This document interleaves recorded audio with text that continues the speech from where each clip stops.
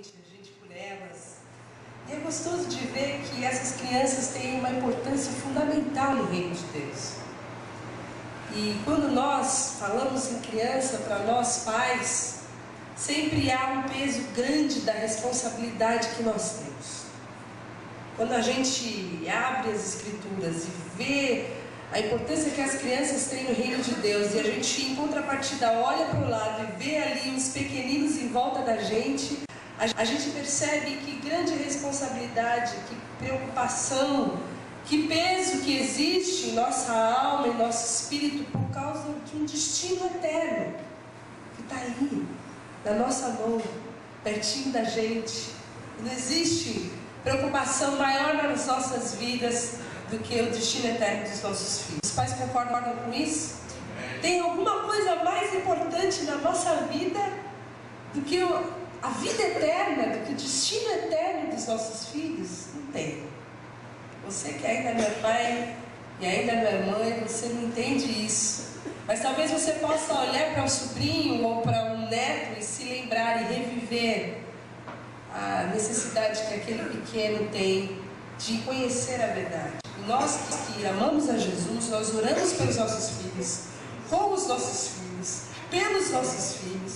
Nós expomos a verdade do Evangelho para os nossos filhos constantemente, trabalhamos, nós nos esforçamos para viver uma vida condizente com a vida de Deus, com a obra de Deus, dando honra ao Senhor Jesus.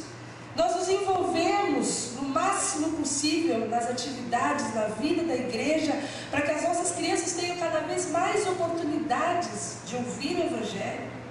Você nunca sabe o dia que um pequenino vai chegar ao arrependimento. Você nunca sabe. O dia que vai ter o start. O dia que ele vai se decidir conscientemente por Jesus. Até lá, a nossa obrigação, a obrigação de todos os pais, é envolver as nossas crianças o máximo possível com o Evangelho, para que eles tenham essa oportunidade no tempo que o Espírito Santo aprouver. E nós queremos que os nossos filhos estejam no céu. Nós vemos uma sociedade onde nós vemos os pais criando os filhos para ganhar o mundo. E sempre que eu vejo isso, eu lembro de Jesus, lembro da palavra, lembro da palavra de Deus que fala: o que adianta você ganhar o mundo e perder a vida? O que adianta? Não adianta nada. Nós que temos uma perspectiva correta da eternidade, devemos ter essa perspectiva na hora da criação dos nossos filhos, entendendo a importância dos nossos filhos. E eles são muito importantes para Deus, muito importantes para o reino de Deus. Nós vamos ler em Lucas, no versículo 17, no capítulo 18, versículo de 15 a 17. Mas esse texto é tão importante que ele é repetido em Marcos e repetido em Mateus também. E hoje nós vamos ler as 3 passagens, porque elas também se completam e a gente vai ter uma visão melhor do nosso estudo. O versículo 15 de Lucas 18 e seguintes diz assim: o povo também estava trazendo criancinhas para que Jesus tocasse nelas. Ao verem isso, os discípulos repreendiam os que as tinham trazido. Mas Jesus chamou a si as crianças e disse: deixem vir a mim as crianças e não as impeçam, pois o reino de Deus pertence aos que são semelhantes a elas. Digo-lhes a verdade: quem não receber o reino de Deus como uma criança, nunca entrará nele. Em Mateus 19, versículo 13 e 14 diz assim: depois trouxeram crianças a Jesus, para que lhes impusesse as mãos e orasse por elas. Mas os discípulos os repreendiam. Então disse Jesus: deixe vir a mim as crianças e não as impeçam, pois o reino dos céus pertence aos que são semelhantes a elas. E em Marcos, no capítulo 10, versículo 13 a 16, diz assim: alguns traziam crianças a Jesus para que ele tocasse nelas, mas os discípulos os repreendiam.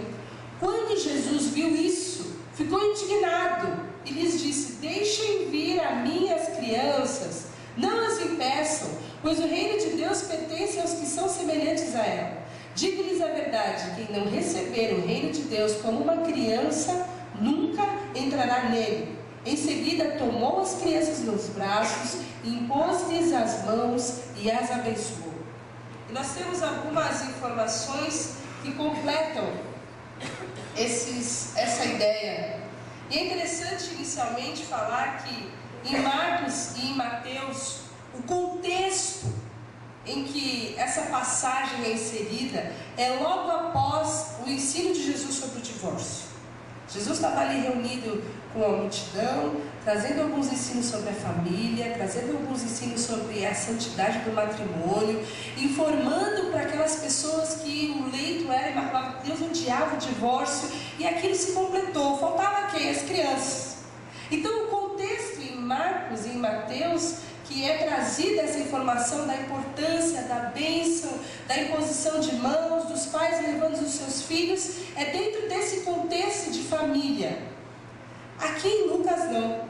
E essa é uma das questões que a gente vai tentar responder. Por que Lucas insere essa passagem entre duas passagens que falam dos fariseus, dos religiosos? Vocês se lembram que nós estudamos na semana passada? Nós estudamos sobre o jeito certo e o jeito errado de nós chegarmos até a Deus.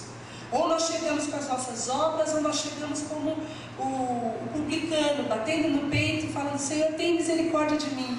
E o texto em seguida, o nosso, é do jovem rico, que também acredita que cumpriu todas as demandas do reino e está apto, está pronto para receber a vida eterna.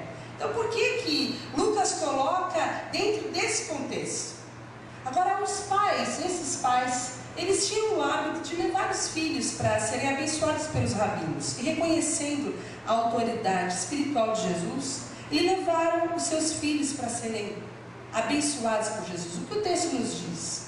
Nos diz, Lucas nos fala que eram criancinhas. E esse criancinhas original quer dizer que eram bebezinhos, eram criancinhas nenéns, eram pequenos.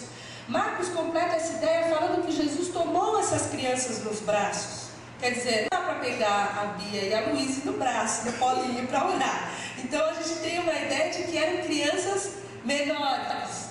Essas crianças foram abençoadas por Jesus. Eles traziam, Mateus fala que é para que elas fossem, para que Jesus orasse por elas e impusesse as mãos sobre elas. E o que aconteceu aqui? Os discípulos repreenderam. E Marcos é muito interessante falar que Jesus ficou indignado com a atitude dos discípulos de terem afastado as crianças dele. Então nós queremos responder basicamente 3 questões. A primeira delas, se o negocinho me ajudar aqui, o Gabriel vai me ajudar. Acho que vai pegar. Por que Jesus reage tão negativamente aos esforços dos discípulos de impedirem as crianças de serem trazidas a Ele? Por que Jesus fica indignado? Segunda, por que os discípulos procuram impedir os pais de trazerem seus filhos para Jesus? Qual era dos discípulos? Por que eles queriam rechaçar essas crianças? E terceiro, quais são as características da criança a que devemos nos assemelhar a fim de entrar no reino dos céus? O texto fala que se a gente não receber o reino como uma criança, não vai entrar nele. Quer dizer, isso não é um assunto só para a criança, não é assunto só para os pais, não é um assunto só sobre a importância da criação dos filhos e de levar o evangelho para os filhos. É uma importância para toda a humanidade, para todo aquele que tem interesse um dia de fazer parte do reino de Deus, porque a palavra fala que quem não receber como uma criança não vai herdar o reino dos céus. Em primeiro lugar, Jesus reage tão fortemente às ações dos seus discípulos. Por quê? No nosso texto de Lucas não tem a informação dessa reação de Jesus, mas em Marcos, no versículo 14, diz que Jesus viu isso e ficou indignado. E nós entendemos, irmãos, que o próprio Evangelho está sendo distorcido e está posto em xeque aqui. Porque Jesus diz no versículo 17 que quem não receber o reino como uma criança nunca entrará nele. Havia a necessidade daqueles discípulos e daquelas pessoas que estavam cercando Jesus entenderem a importância das crianças no reino dos céus. E os discípulos, a maneira com que essas crianças eram aceitas diante de Jesus, a maneira com que eram livremente aceitas por Jesus, é semelhante à maneira que todos os homens devem entrar no reino dos céus, esse acesso. O acesso dado às crianças é o acesso que eu e você temos. Mas havia uma distorção do Evangelho aqui. E se eu puder fazer uma analogia dessa distorção, eu podia lembrar vocês, eu não sei quantos que estiveram aqui no estudo de Gálatas 2, quando Paulo repreende publicamente a Pedro. Repreende publicamente Pedro por quê? Porque Pedro estava comendo ali com os gentios. E aí chega uma delegação judaica, de judaizantes legalistas, e ele deixa de comer com os gentios e ele vai comer com os judeus. E aí você fala, poxa, mas era motivo? Isso não é só uma questão de adoração aos judeus? Por que que ele faz isso?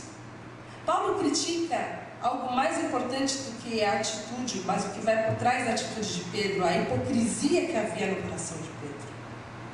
Porque ao se submeter às imposições legalistas, ele estava distorcendo e negando o próprio Evangelho. Porque aqueles judeus entendiam que eles eram superiores aos gentios. E o Evangelho trouxe igualdade a todos os homens. E a lei que fazia com que eles fossem superiores, na verdade também igualava a todos os homens, porque todos são condenados pela lei.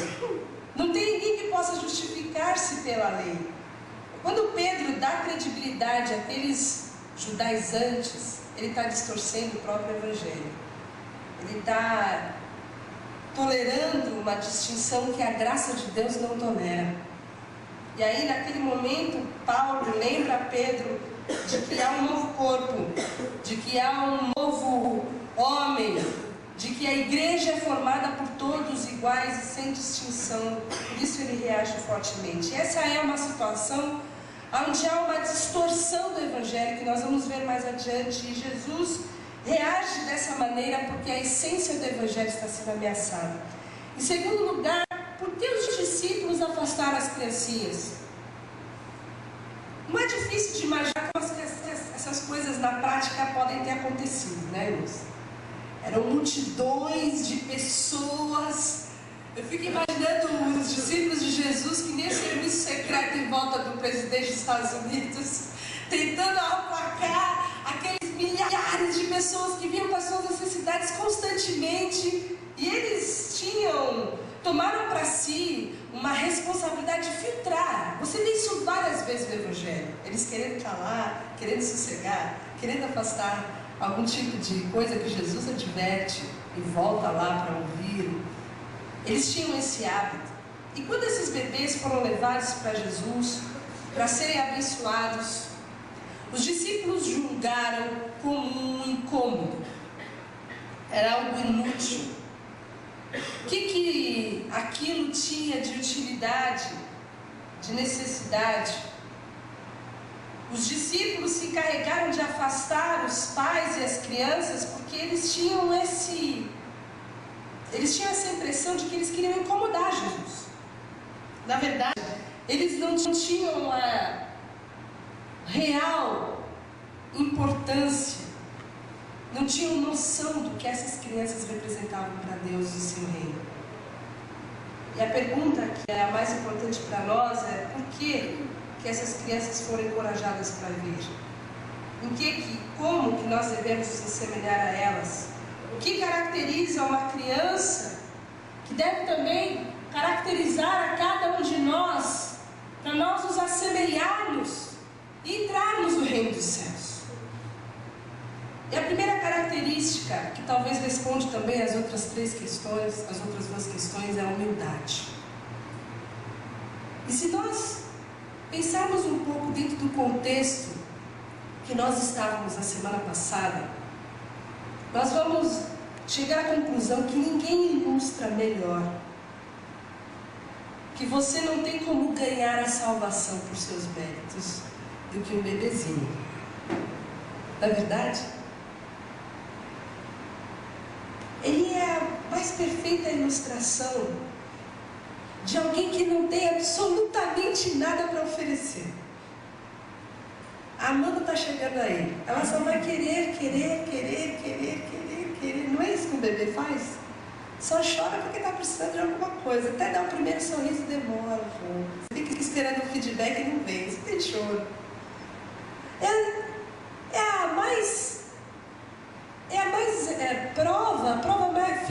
mais concreta de necessidade, de dependência e de humildade. Quando uma criancinha é aceita por Jesus, é uma criancinha que não tem do que se orgulhar. É uma criancinha que ainda não se considera superior a ninguém. E se você olhar do ponto de vista dessa criança, você pode ver quem pode ser menos religioso do que um bebê. Quem pode ter menos conhecimento da lei do que um bebê? Quem pode ter menos obediência à lei do que um bebê? Quem tem menos devoção a Deus? Quem é menos piedoso do que um bebê? Quem tem menos compromisso com a verdade do que um bebê? Ninguém.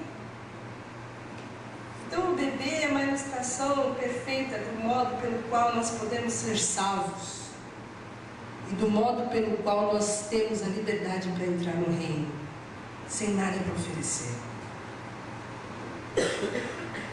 Não vai ser a nossa religiosidade, não vai ser o nosso conhecimento, não vai ser a nossa obediência, não vai ser a nossa devoção e não vai ser o nosso compromisso que vai fazer de nós aptos para entrar no reino, mas o reconhecimento de que nós não temos absolutamente nada para oferecer. Tudo nós recebemos pela graça de Deus. E aqui está a grande transição. E aqui está o porquê dessa afirmação sobre as crianças no reino de Deus entre essas duas passagens. Porque enquanto aqueles fariseus, aqueles religiosos de elite estavam tentando ganhar o reino de Deus por seus próprios esforços morais, tentando se tornar aceitáveis diante de Deus, pela sua moral, pela sua devoção, pela sua realização, entender que o perdão de Deus vinha pelo cumprimento da lei, dos rituais e das purificações. Aqui nós vemos que uma criancinha é uma antítese daquilo que eles criam. Logo após a gente tem o jovem rico. Olha, eu já fiz tudo. Tem mais alguma coisa que eu preciso fazer para entrar no critério? E esse bebezinho mostra que nós não podemos contribuir em nada para herdarmos o reino dos céus. Se assim fosse, essas sim seriam os primeiros a ficarem afastados. E talvez esse fosse o pensamento dos discípulos e esse fosse realmente o motivo pelo qual eles afastaram aquelas crianças de Jesus. Porque naquela sociedade as crianças não eram nem contadas. Vocês se lembram disso? As crianças eram rechaçadas, porque eles não tinham obra nenhuma para oferecer. O máximo que eles faziam era circuncidar a criança, esperar até os 13 anos, onde eles iam ter iniciação dentro do judaísmo, que hoje eles chamam daquela festa do Bar Mitzvah. Mas era o máximo que uma criança podia ficar fazendo. Era ouvir algum tipo de instrução, mas eles não eram contados, eles não tinham importância nenhuma. Jesus vem e resgata essa importância das crianças. E enquanto eles rechaçavam as crianças, Jesus as recebe. E não compreender essa importância é distorcer o Evangelho. É se infiltrar dentro desse sistema de salvação, onde crianças não têm nada para oferecer. Crianças não podem ser salvas enquanto não tiverem alguma coisa para praticar e assim oferecer. Crianças não têm que receber o Evangelho. Eles não têm entendimento. Eles não têm compreensão. Somente os pais, cujo coração pulsa com esse pensamento constante da eternidade da vida dos seus filhos, é que tinham interesse de trazê-los a fim de que eles pudessem ser abençoados por Jesus. Mas a segunda característica que eu vejo na vida de uma criança, além da humildade, é a confiança. E eu lembro de uma figura que meu pai sempre usava, vocês vão se lembrar também, de que uma criança, você coloca ela no alto e fala, vem! E ela se joga. E aí ela vai crescendo, né? Vem! Meu pai punha a minha irmã em cima do armário, do guarda-roupa, ela pulava. Ele não estava lá, eles que me contaram. Mas o meu irmão eu vi se jogar. Ele era pequenininho e se jogava. E aí foi crescendo e meu pai falava, vem filho! Tinha um muro, né, alto onde a gente morava. E aí chegou uma idade que ele começou a falar: pai, será que o senhor vai me segurar mesmo? E a gente vê que a criança confia cegamente nos pais, né? Você dá algum alimento para a criança, ele não quer saber quanto tem de sódio, se é zero de carboidrato, quanto tem de proteína. Ele só quer comer aquilo lá. Nunca vai imaginar se está envenenado, o pai está dando, a mãe está dando. Mais tarde vem as tarefas da escola.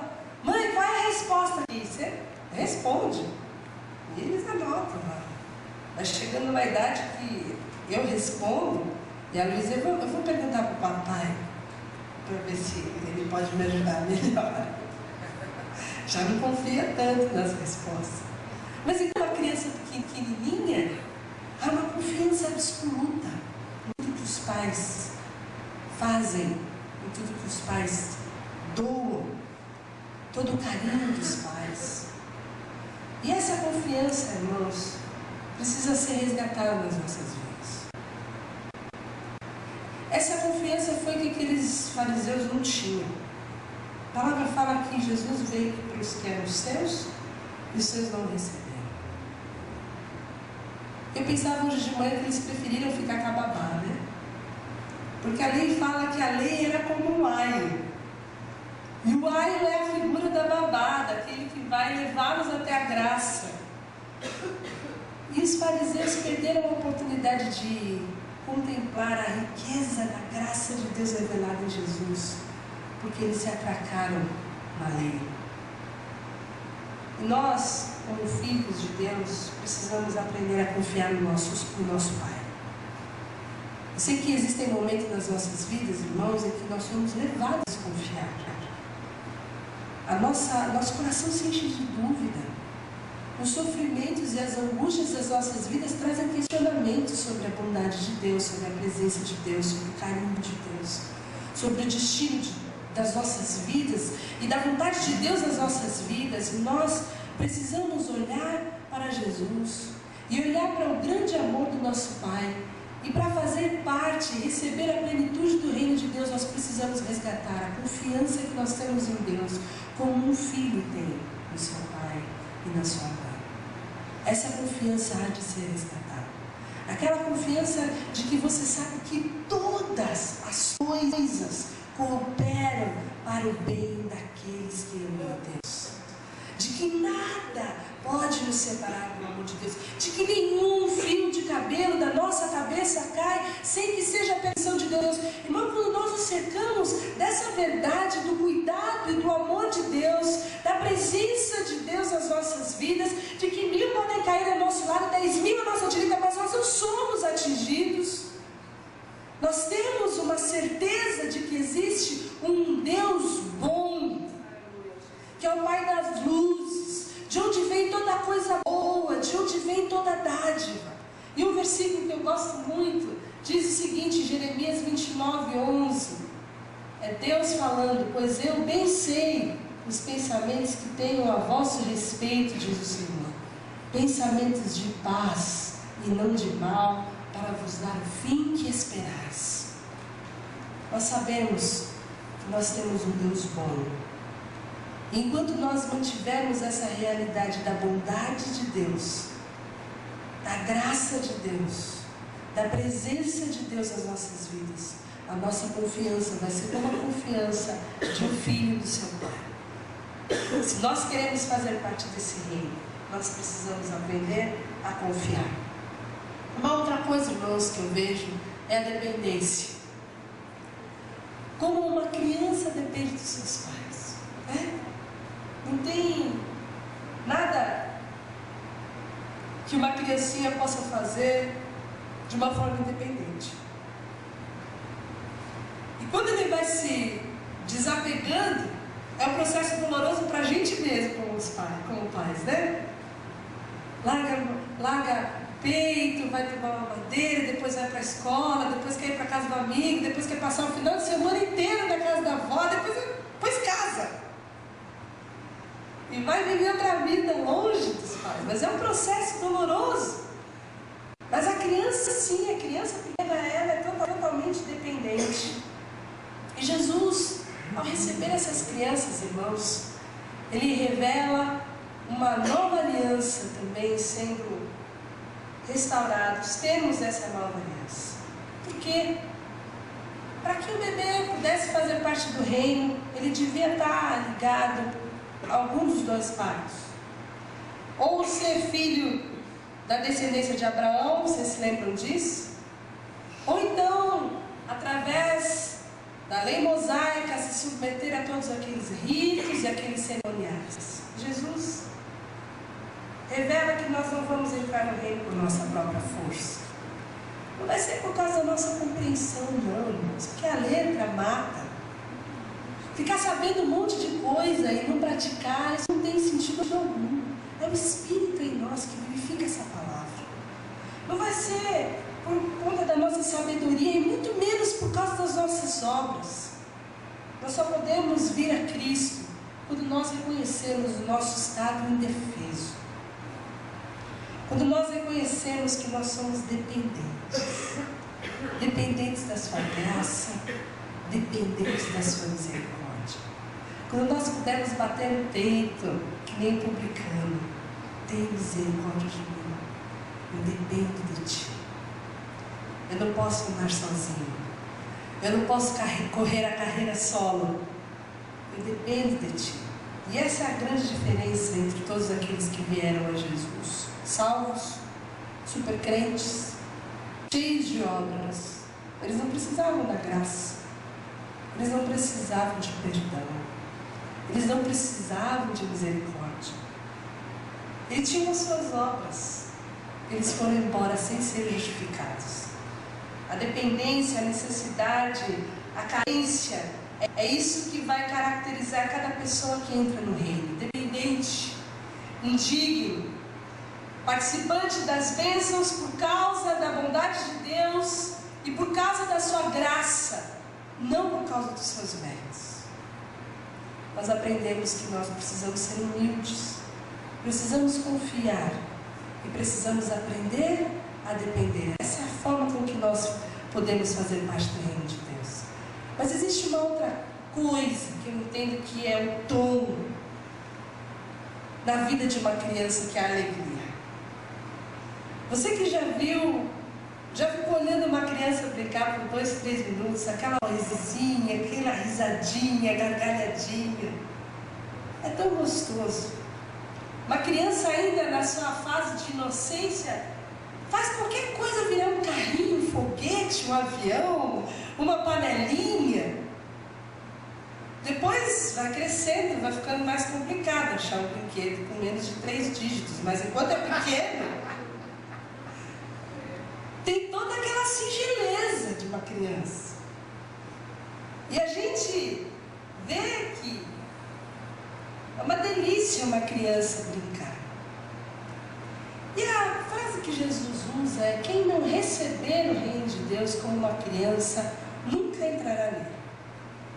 Eu não sei se você já teve a oportunidade de dar um presente para uma criança. Você já teve a oportunidade de dar um presente para uma criança? Você já viu que alegria que uma criança recebe um presente? Eu queria passar um vídeo muito legal, talvez você já tenha visto, sobre isso.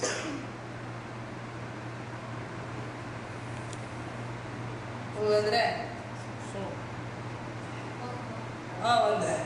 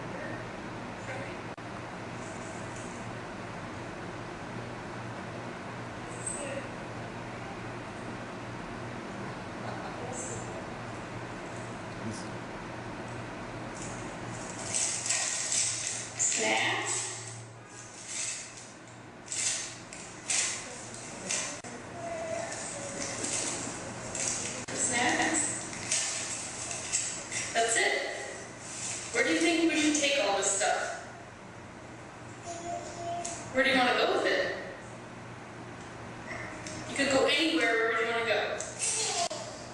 Why don't we go? Now, today. I'm being serious. We're leaving today to go to Disneyland. No, I'm not joking. Yes, we're going.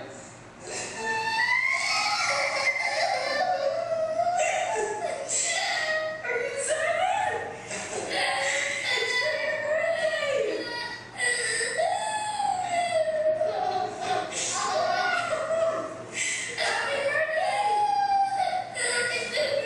Yeah, but we're going. I'm crying too. You excited?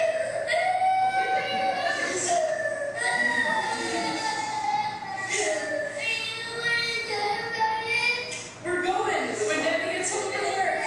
When Daddy gets home from work. Do a happy dance. Yeah. I love you.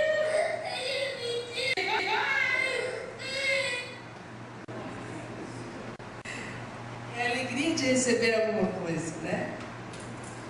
Eu fiquei imaginando nós recebendo a graça de Deus.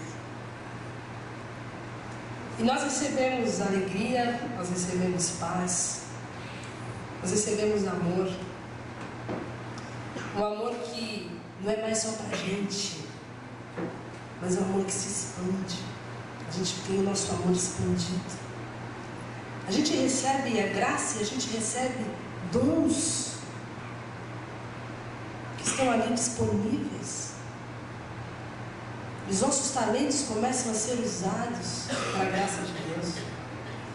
Nós recebemos uma graça abundante, um perdão para o passado, para o presente e para o futuro.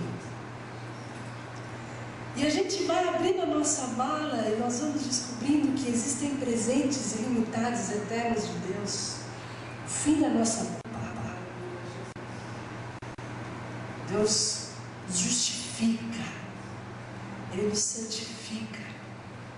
Existe uma motivação nova para tudo que fazemos. E quando nós compreendemos que tudo isso não tem um fim, não é para ser usado somente aqui, mas isso reverbera para toda a vida eterna. Irmãos, nós não podemos perder a alegria de termos recebido uma graça tão abundante. A entrada, a passagem, que para nós espiritualmente deve reverberar no mínimo como essa entrada, esse passeio dessa manhã. Quando nós olharmos para a cruz, irmãos, nós devemos nos alegrar na cruz de Cristo. Quando nós lembrarmos que foi o sangue de Jesus vertido ali, que abriu um novo e vivo caminho, que nos deu um ticket de entrada para o reino dos céus, isso tem que gerar em nós alegria, irmãos. Nós não podemos ser tristes, porque a nossa esperança não está aqui. Nós não podemos ser tristes, porque nós recebemos uma mala de presente todos os dias, estará disponível para nós, todos os dias. Você tem que se sentar no sofá logo cedo, abrir a sua mala e se alegrar em Deus, seu Salvador, seu Senhor, todos os dias. Nós que precisamos entrar no reino dos céus, nós que queremos, que desejamos esse reino, podemos aprender com a criança a humildade de não termos nada para oferecer. Podemos aprender a confiar em Deus como um pequeno confia no seu Pai, que dá a mão e nem olha se o carro está passando, se vem ônibus, se vem caminhão. Ele está com a mão dada para o Pai, ele pode só atravessar a rua. Precisamos aprender a depender de Deus. Depender de Deus. E nos alegrar em Deus. Quando nós vemos uma criança, nós vemos como Jesus ressalta a importância dessa criança no reino dos céus. Nós entendemos também que Deus criou uma regra especial na vida das crianças. Porque até então nós conversávamos que existem dois tipos de pessoas, os que creem e os que não creem. Lembram disso? Os pecadores purificados e justificados e santificados, que são também. Existem aqueles que são condenados e justificados. Mas o que dizer das crianças? Em onde elas se enquadram? As crianças são pecadoras? As crianças são pecadoras, irmãos. Existe uma teologia que crê que as crianças não pecam. Mas todos os pais sabem que a criança peca. Elas são pecadoras. Se você tem alguma dúvida, eu vou ler alguns versículos com você, Gabriel vai me ajudar. Salmo 51, Davi fala: em pecado me concedeu minha mãe. João 3,6, quando Jesus está falando do nascimento do homem, ele fala que o que é nascido da carne é carne. Isso quer dizer o quê? Que quando nós nascemos de Adão, quando nós nascemos de uma natureza corrompida, nós não herdamos só a culpa do Adão, mas nós herdamos a natureza corrompida de Adão. Então quando você vê um nenenzinho cuja palma da mão não enche a sua bochecha, mas ele insiste em te dar um tabefe, você sabe que ali existe uma natureza corrompida. Ele herdou essa natureza corrompida.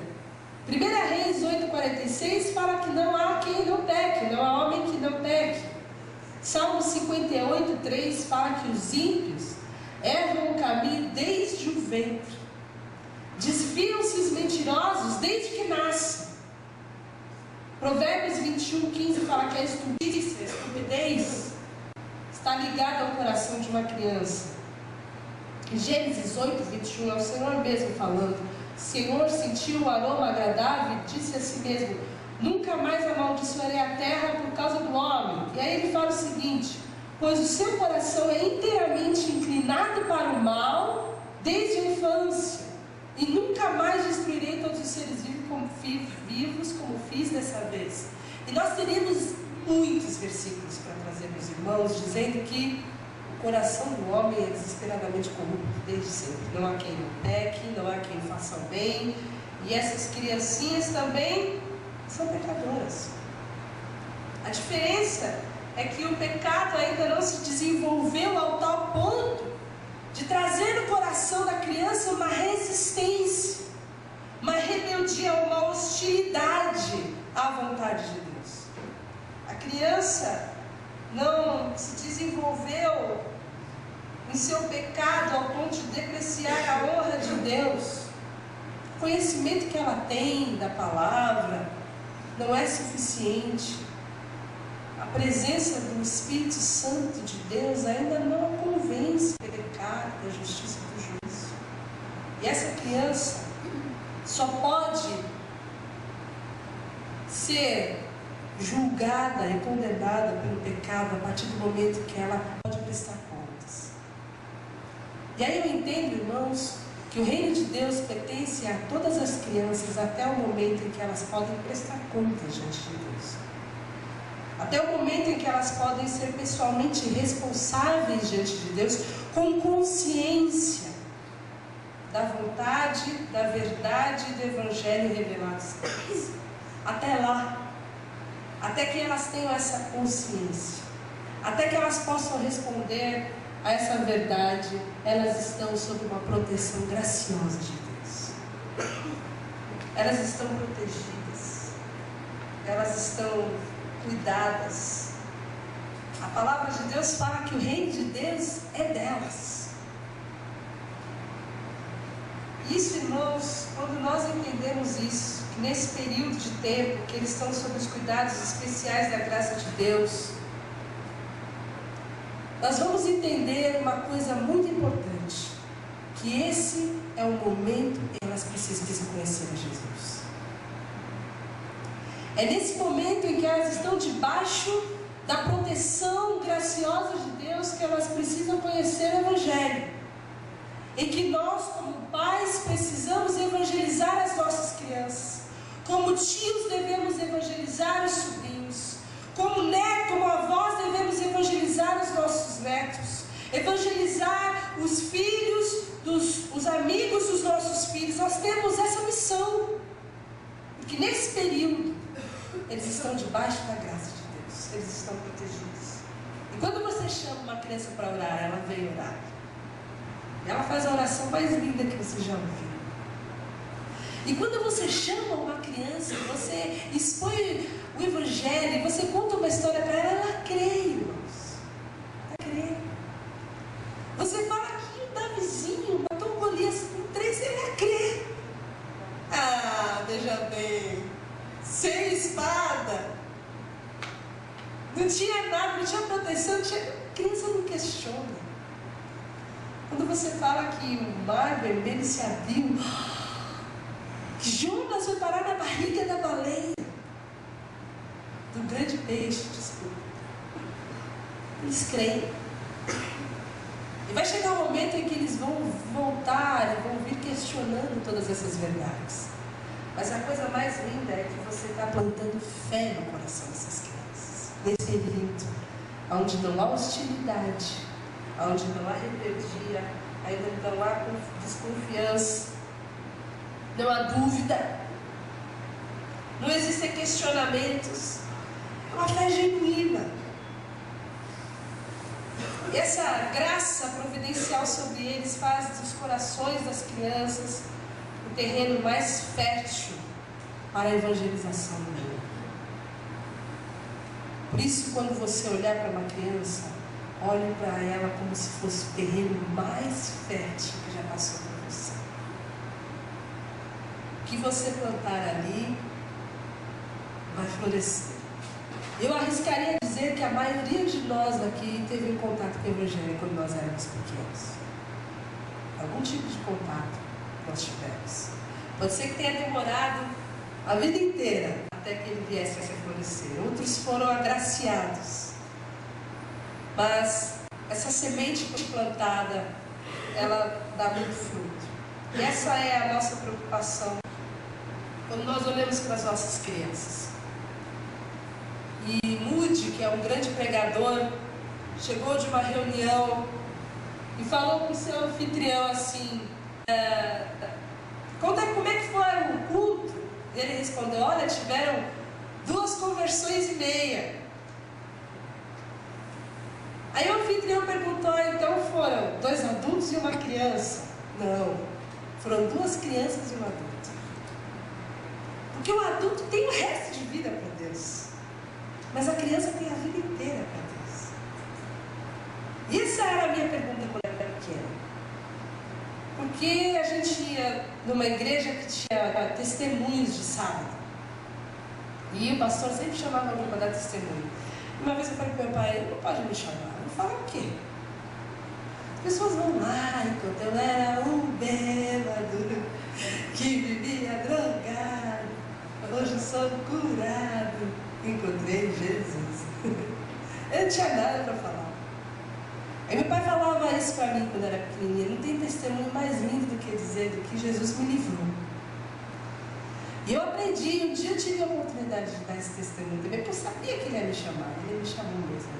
Eu tinha feito a pergunta primeiro e já sabia o que dizer. E eu pude dar esse testemunho. E a coisa linda nós vemos como Deus livra e dá oportunidade para as nossas crianças de terem a vida livres da corrupção do mundo.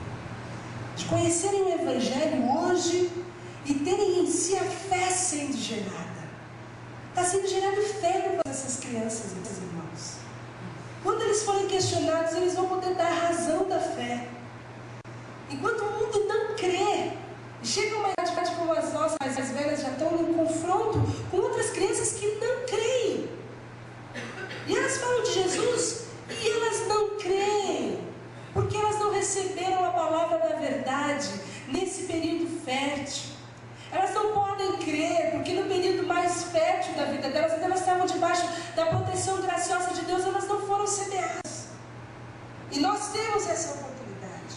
E nós precisamos estar comprometidos com o desenvolvimento da salvação, não só das nossas crianças, mas de todas as crianças. E aí a gente expande isso um pouco mais para a missão da igreja e a missão de cada um de nós também. Por isso que Jesus falou, deixa vir, deixa vir. Nós precisamos tornar o Evangelho acessível. Nós entendemos, em primeiro lugar, eu entendo que nós podemos nos comprometer com o evangelho das crianças, com o evangelismo, trazendo as crianças a Jesus, vivendo diante deles a nossa própria fé. E um teólogo médico, que é filósofo também, o nome dele é Albert Schweitzer, ele tem muitas frases. E uma delas que ele fala é que as crianças aprendem de ter 3 maneiras. Por exemplo, por exemplo, por exemplo. Você vai ver que a criança aprende com o que ela vê, com o que ela ouve, com o que ela presencia, não com o que a gente fala. Não existe faça o que eu falo, mas não o que eu faço. Porque você vai ver a criança brincando de boneca e brigando com a boneca do mesmo jeito que você briga com ela, igualzinho. Eles vão reproduzir aquilo que eles veem, aquilo que eles ouvem, o ambiente que eles servem. Quando nós estamos com os nossos filhos, eles analisam as nossas prioridades. Eles veem como nós tratamos as pessoas menos favorecidas, como nós tratamos os mais velhos. Eles veem como a gente se relaciona com as pessoas no trânsito, como a gente se relaciona com os professores, com as autoridades. Eles veem como nós cuidamos do nosso marido. Os meninos estão de olho para ver como o pai trata a esposa. Eles estão aprendendo constantemente. Eles veem como nós nos comportamos quando nós temos medo. Como nós nos comportamos quando nós temos dificuldades financeiras. As crianças veem como nós nos comportamos em dias de dor, de doença, de morte. E eles estão sendo evangelizados. Eles estão aprendendo a serem filhos de Deus, porque netos eles não podem ser. Nós precisamos ensinar nossos filhos a orar, a ler a Bíblia, a desligar a televisão, a desligar a internet, a buscar a Deus, a viver em família. E essas coisas nós só aprendemos na vida. Tem um versículo que eu gosto muito, que em Deuteronômio 6:7, é Deus falando para o seu povo: ensine-as com persistência a seus filhos. O anterior estava falando das palavras que hoje te ordeno, de amar o Senhor. Converse sobre elas quando estiver sentado em casa, quando estiver andando pelo caminho, quando se deitar e quando se levantar. Sabe quando se educa uma criança? O dia inteiro, o tempo todo e à noite também. É quando estiver sentado em casa, andando pelo caminho, quando se deitar e quando se levantar. É contínuo. Sabe como se forma uma criança? Continuamente. Por exemplo, por exemplo, por exemplo. Nós podemos trazer as crianças a Jesus, vivendo diante deles a nossa própria fé. E tudo o que nós falamos, a nossa vida tem que ser o backup de tudo o que nós falamos. Para quando nós falarmos, eu creio em Jesus, elas poderem se lembrar do momento em que elas viram que nós realmente cremos em Jesus. Quando nós falarmos, você precisa ler a Bíblia, ela vai lembrar de que a mamãe lê a Bíblia. Eu preciso ler também. Quando ela lembrar que no momento de dor a mãe ajoelhou e orou, ela vai aprender que quando doer nela, ela vai ter que orar também. Nós só podemos ensinar vivendo. E não há nada que possa levar um filho mais longe de Deus do que a hipocrisia. Quantos filhos de pastores desviados somos? Quantos? Uma vida hipócrita, uma vida que não condiz com aquilo que nós vivemos. Falar só, não estamos falando de vida perfeita. Pelo contrário, porque o caminho da graça é o caminho trilhado por aqueles que são imperfeitos e precisam de Deus. Não estou falando de que nós vamos viver uma realidade, forjar uma realidade na nossa casa, mas que nós vamos buscar de Deus viver de acordo com os princípios da palavra. Pedir perdão. O que a gente faz diante de Deus quando a gente erra? A gente não pede perdão, não é esse o caminho. Nós precisamos ensinar isso em casa também. Que aquele que peca, pede perdão e Deus perdoa. Nós corremos o risco de impedir essas crianças de já chegarem a Jesus. Em primeiro lugar, se nós não considerarmos a sua importância. Esse foi o grande erro dos discípulos, né? Não considerar a importância das crianças. E esse é um grande erro de muitas pessoas. Perder o timer. Perder o período de fertilidade espiritual por entender que ela tem a vida inteira pela frente. Eu falo, e não entende nada. Nós precisamos entender a importância, a relevância da pureza, da humildade, da confiança, da dependência, da alegria da criança, sem subestimar a sua vida espiritual. Essas sementes plantadas são as sementes que vão dar fruto para a vida inteira. Em segundo e último lugar, nós corremos o risco de impedir essas crianças de se achegarem a Jesus, sendo péssimas testemunhas do amor de Deus. Como nós não refletimos o amor de Cristo, nós é que apresentamos um evangelho distorcido. E isso é sério demais, irmãos.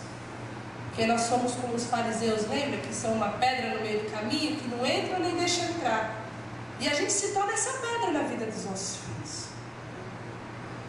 Esse assunto não está no nosso texto, mas muitos que se dizem cristãos não vivem como cristãos. E a sua vida difere dos padrões da palavra de Deus. Não tem nada a ver. E a criança começa a ter um contato com a palavra de Deus e começa a se chocar com aquilo que ela vê em casa e aquilo que ela aprende pela palavra. Nós entendemos que muitas crianças são alvo de abuso das nossas palavras, das nossas iras, dos nossos nervosismos, das nossas frustrações. A gente lança palavras no coração de crianças que nunca mais a gente vai poder pegar de volta. Isso é muito sério, irmãos, que é pecado. Gritar, ofender, rebaixar, humilhar, julgar, é pecado. Porque antes dela ser sua, ela é de Deus. E a palavra de Deus fala em Colossenses 3, de 8 a 9, mas agora abandonem todas essas coisas, a ira, a indignação, a maldade, a maledicência, a linguagem indecente do falar. Não mintam uns aos outros, visto que vocês já se despiram do velho homem com suas práticas. O melhor lugar para a gente aprender a ser cristão é dentro da nossa casa.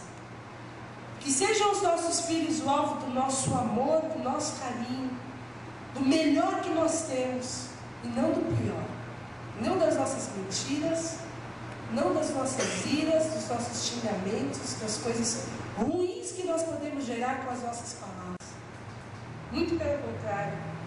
Colossenses 4:29 diz que nenhuma palavra torpe deve sair da nossa boca.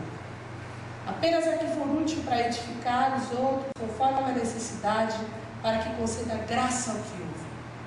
Nós vamos viver, mas nós vamos tomar cuidado com o que nós vamos falar também. Nós vamos aprender o caminho do perdão. Pedir perdão pelos nossos erros. Nós vamos viver uma vida de pedindo perdão. Também é complicado, né? É uma vida insuportável de convivência familiar. Quando nós pedimos perdão reiteradas vezes pelos mesmos problemas, pelos mesmos defeitos, denota que a gente de fato não se arrependeu. Nós precisamos viver essa verdade tendo verdadeiro arrependimento. Entender que existe uma importância na vida das crianças como uma figura para nós. Em sua humildade, em sua confiança, em sua dependência e em sua alegria. Mas entender que elas são importantes para Deus. Que nós temos um compromisso diante de Deus de gerar vida nelas. Existe uma missão pessoal. E coisas que acontecem na nossa infância espiritualmente são como colunas da nossa vida a vida inteira. Então, caindo ali, vão florescer. E vai chegar um dia que elas vão questionar. Mas o seu coração vai estar cheio de fé. E elas vão estar prontas para receber a verdadeira palavra de Deus. Nós temos uma missão também com as nossas crianças. Eu gosto muito de um versículo que diz que nós somos como cartas de Cristo. E quando nós recebemos uma criança, nós recebemos como uma folha em branco, né? Você vai colocar ali carinho, amor, cuidado. Você vai levar para um esporte, vai ensinar uma língua, você vai levar para uma escola, você vai colocar dentro de um hall de amigos. Isso tudo vai desenhando quem aquela criança vai se tornar. A responsabilidade também é nossa. Quando nós recebemos uma carta, quando recebemos uma folha em branco, de tornar aquelas crianças em cartas de Cristo, como hoje a gente vê a Bruna, a Andresa, como a gente vê a Carlinha, são cartas de Cristo, né? E a palavra fala o seguinte: vocês demonstram que são uma carta de Cristo, resultado do nosso ministério. É Paulo falando, escrita não com tinta, mas com o Espírito de Deus vivo, não em tábuas de pedra, mas em tábuas de corações humanos. É o nosso ministério. Era o ministério de Paulo com aquelas pessoas, é o nosso ministério com as nossas crianças. É o ministério das tias com aquelas crianças lá dentro, de tornar cartas escritas não com tinta, não em tábuas de pedra, mas dentro do coração. Amém? Que seja esse o nosso compromisso e seja essa a nossa vida, irmãos, de humildade, de confiança, de dependência e de alegria na presença do Senhor. Amém? Vamos orar. Senhor, nós te agradecemos pela tua palavra. Nós te agradecemos pelo exemplo tão doce que o Senhor usou. E nós queremos sim, Senhor, nos assemelhar às crianças, nos tornar como uma criança. Porque o nosso maior desejo, Senhor, é fazer parte do teu reino. A nossa maior alegria, a melhor coisa que poderia acontecer nas nossas vidas é termos sido achados por Ti, pela Tua imensa graça. E através do Teu amor, o Senhor nos tornar participantes desse reino. Por isso, nessa manhã, o nosso coração se enche de muita alegria. Porque não fomos nós que Te escolhemos, mas foi o Senhor quem nos escolheu. E nós queremos viver essa vida contigo em humildade, Senhor, em confiança plena, em dependência, em alegria constante vinda do Teu Espírito Santo. É isso que eu peço em nome de Jesus. Amém.